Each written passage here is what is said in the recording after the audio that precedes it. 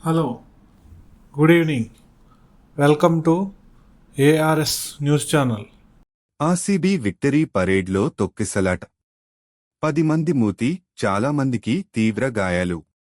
బెంగళూరులో ఆర్సీబీ విజయోత్సవాల్లో తొక్కిసలాట చోటు చేసుకుంది. ఈ దుర్ఘటనలో 10 మంది మూతి చెందారు.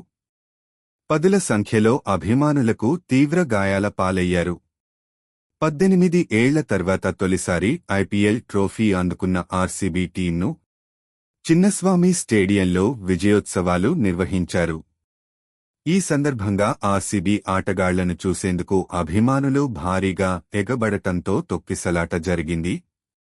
భారీగా తరలివచ్చిన ఆర్సీబీ ఫ్యాన్స్ ను అదుపు చేయడంలో పోలీసులు చేతులెత్తేయడంతో పరిస్థితి మరింత దారుణంగా తయారైంది.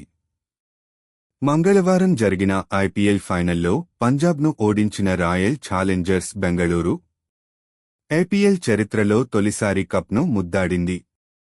ఈ క్రమంలోనే గత 18 ఏళ్లుగా ఆర్సీబీ ఫ్యాన్స్ ఎదురుచూస్తున్న తరుణం రావడంతో ఫ్యాన్స్ ఫుల్ ఖుషీగా ఉన్నారు. ఈ నేపథ్యంలోనే రాయల్ ఛాలెంజర్స్ బెంగళూరు జట్టు తమ విజయాన్ని సెలబ్రేట్ చేసుకునేందుకు ఇవాళ బెంగళూరులోని చిన్నస్వామి స్టేడియానికి చేరుకుంది. ఈ క్రమంలోనే ఆర్సీబీ ఆటగాళ్లను చూసేందుకు ఫ్యాన్స్ జనం భారీగా ఎగబడ్డారు. ఆర్సీబీ విక్టరీ జరుపుకునేందుకు భారీగా అభిమానులు రావడంతో చిన్నస్వామి స్టేడియం వద్ద వేలాది మంది గుమిగూడారు. భారీగా వచ్చిన స్టేడియానికి పోటెత్తిన ఆర్సీబీ ఫ్యాన్స్ ను అడ్డుకునేందుకు పోలీసులు శతవిధాలా ప్రయత్నించారు. ఈ తొక్కిసలాటలో ఇప్పటివరకు 10 మంది ప్రాణాలు కోల్పోయారు. పదుల సంఖ్యలో అభిమానులు తీవ్ర గాయాల పాలయ్యారు. ఆర్సీబీ జట్టు స్టేడియానికి వస్తుందని తెలుసుకున్న ఫ్యాన్స్ వారితో కలిసి సంబరాలు చేసుకునేందుకు మధ్యాహ్నం నుంచే స్టేడియం వద్దకు వేలాది మంది చేరుకున్నారు. తొక్కిసలాట సమయంలో స్టేడియంలోనే కర్ణాటక గవర్నర్, ముఖ్యమంత్రి Siddaramaiah, deputy CM DK Shivakumar, మంత్రులు ఉన్నారు.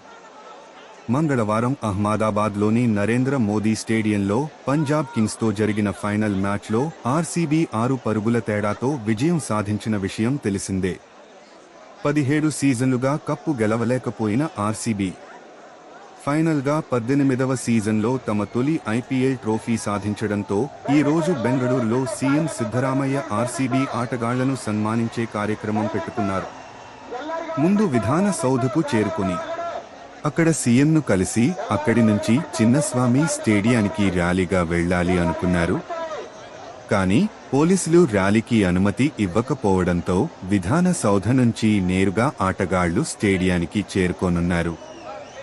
అయితే ఆటగాళ్లు విధాన సౌధకు వస్తున్నారనే విషయం తెలిసిందే. అభిమానులు భారీ సంఖ్యలో అక్కడికి చేరుకున్నారు. దీంతో తొక్కిసలాట చోటు చేసుకుంది.